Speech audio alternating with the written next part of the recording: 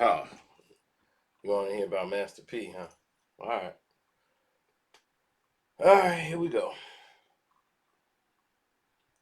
What y'all want to know about the Master P era rise? I thought we covered most of that, but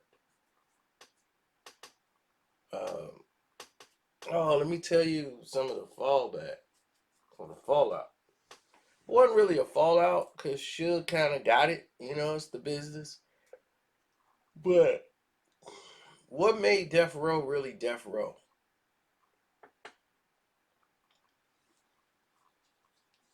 was that in the image and the eyes of everybody,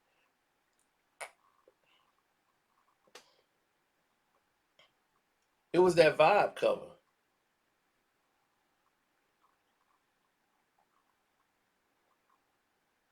That vibe cover with Tupac, Dre, Snoop, and Suge.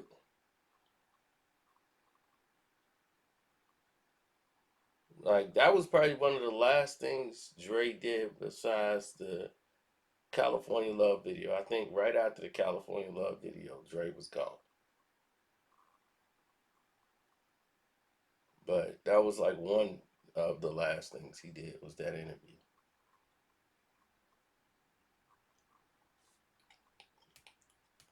But everybody remembers Master P wearing that chain. I mean, Suge Knight and all of them, they in black and they wearing that gold around their neck with the Death Row chain.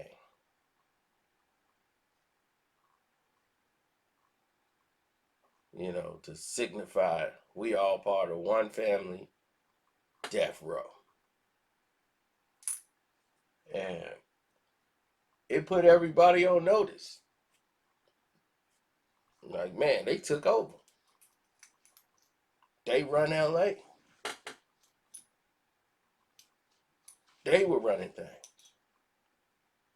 Now, on the other side of the Palencia, when all that broke up, Pac was gone, Dre was gone, Snoop was there, and they was negotiating to get Snoop away from his situation and get him over with No Limit.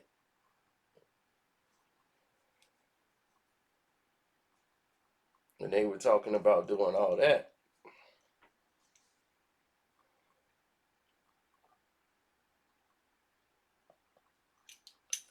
Master P had already envisioned doing that because what people didn't realize is that all his truth records and a lot of those songs they did, even on Bout It Bout It, were all retakes, remakes of old Dr. Dre beats that he chose for Straight Outta Compton or Easy E album. And Master P is a huge Easy E fan.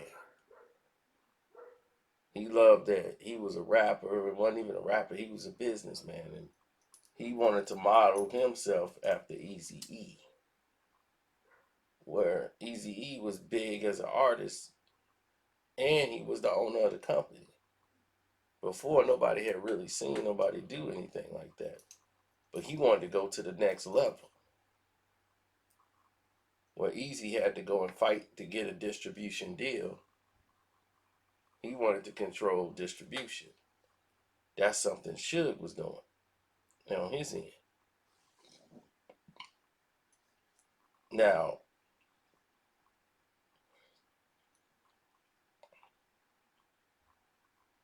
the problem is, and was at the time, Suge was caught in a lot of entanglements. And during that time, Master P was able to walk in. He had the artists, he had the momentum, and they just knocked everything out the park. With Snoop album, the whole nine.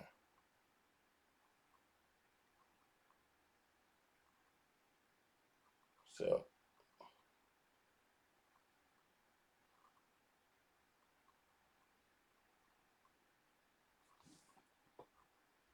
That was mostly it. That's basically what they did to take over.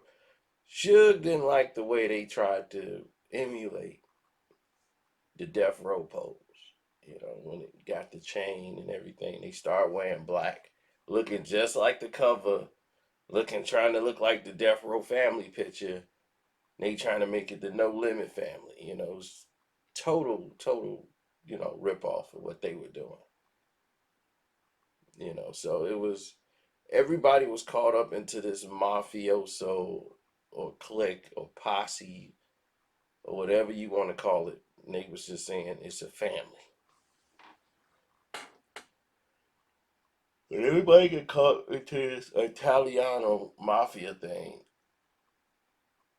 and trying to follow that code, it always ends up in violence or something wrong happening down the road.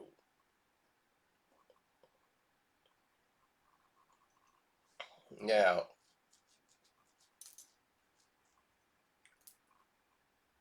it was a member, Crooked Eye, when they were doing No Limit or whatever, and Master P was interested in bringing Crooked out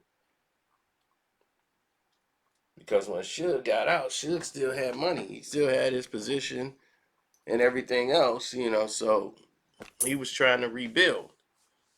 But he ran into a lot of resistance because other people were like, nah, we ain't going back to the Suge era. Can't do that. So they ain't want to go back to letting Suge in there. And there was people on his own side.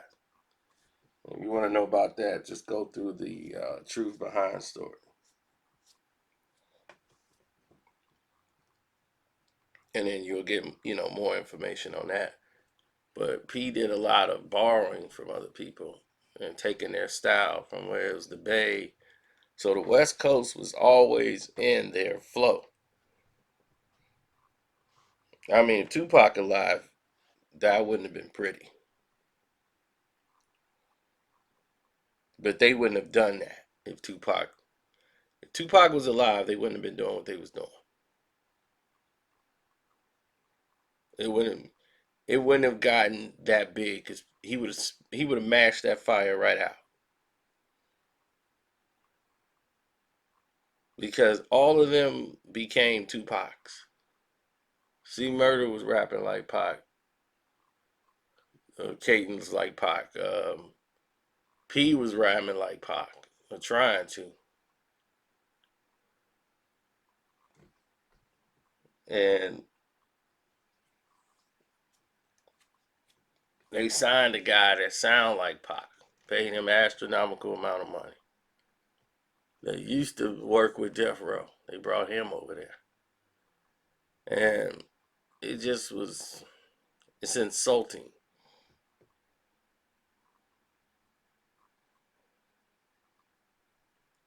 So more than having that New Orleans sound, they had more of a West Coast appeal instead of doing that New Orleans thing. They had trying to, because P was trying to be universal. So I don't hate them or get upset about that. I'm just saying they really borrowed the Death Row moniker and rolled with it as far as the image, the look, and everything. I'm not gonna say he was Suge. He wasn't Suge at all, but he wanted that look, you know. So that was that. Nah, Suge didn't like that movement at all because he was in a position where he couldn't really do anything because he was all locked up behind some trumped up charge.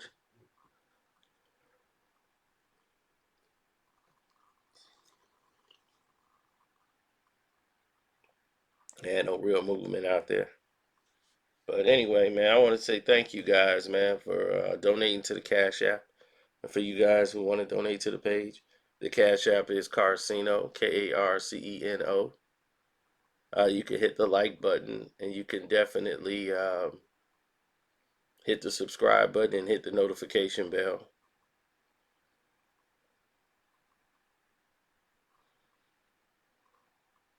I appreciate that. Now, I will be leaving you. Y'all have a blessed day. I will return.